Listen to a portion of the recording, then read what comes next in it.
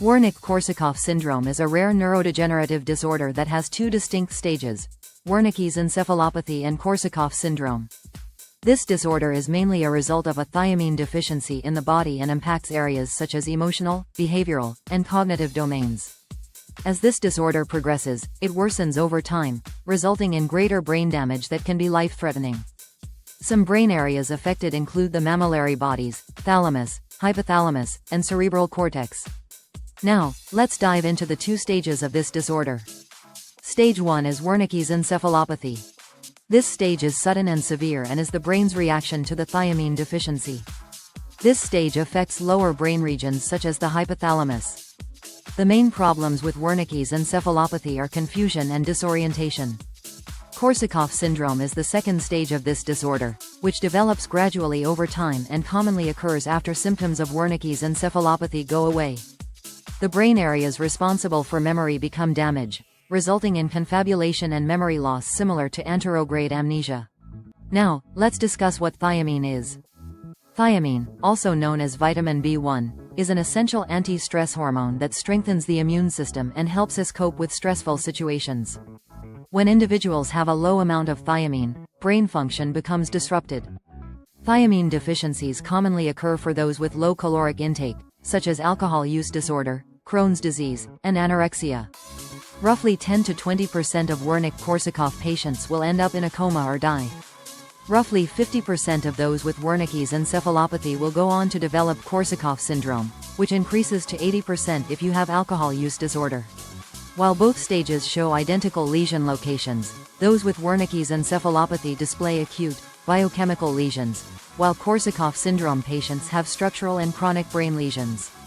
The three major causes of Wernicke-Korsakoff syndrome are malnutrition, alcohol misuse, and thiamine deficiency.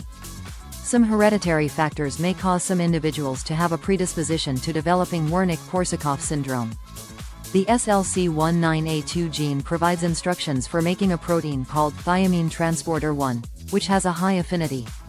This protein is located on the surface of cells, where it works to bring vitamin B1 into cells.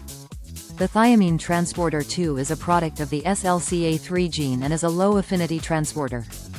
Gene expression studies have shown that the thiamine transporters are well expressed in several tissues, such as the intestine, placenta, kidneys, and brain systems impacted by alcohol use. To be diagnosed with Wernicke's encephalopathy, a physician will conduct clinical assessments to look for the three classic signs of the condition: confusion, visual impairments, and unsteady gait. This disorder is underdiagnosed because it is extremely common for people to only display 1 to 2 symptoms rather than all three. Additionally, individuals can be reluctant to admit to an alcohol problem due to stigma and the possibility of being judged.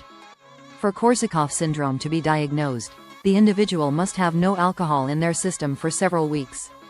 This allows for the immediate effects of heavy alcohol consumption and withdrawal to subside.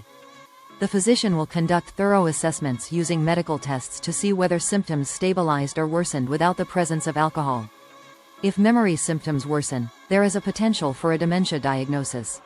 A CT or MRI scan can determine how much brain atrophy is present and the stage of the disorder.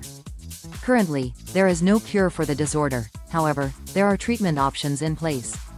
Administering thiamine supplements, either intravenously or orally, will improve muscle coordination and confusion. However, full memory function will not be restored.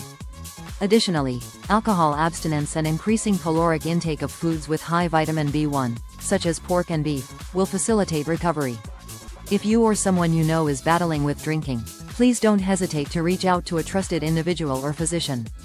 Some Nova Scotia resources include Area 82 Alcoholics Anonymous, addiction therapists on bark.com, and Nova Scotia Health for peer support counseling and mental health programs.